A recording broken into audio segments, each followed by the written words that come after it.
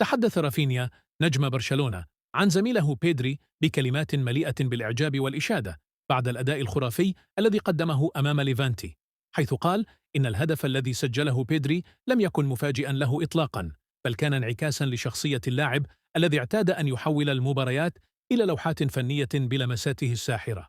رافينيا وصف بيدري بأنه ليس مجرد لاعب وسط عادي، بل هو العقل المدبر لبرشلونة، اللاعب الذي يمنحك الإحساس بأن النادي الكتالوني سيظل يصنع الأساطير جيلا بعد جيل.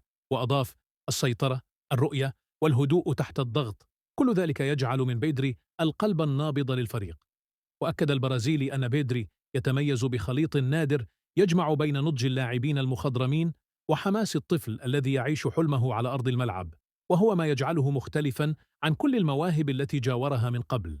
وفي ختام حديثه شدد رافينيا على أن بيدري لم يكن فقط رجل المباراة، بل سيكون قائد خط الوسط في العالم لسنوات قادمة، لاعبا قادرا على كتابة فصل جديد في تاريخ كرة القدم، تماما كما فعل أساطير برشلونة عبر العقود.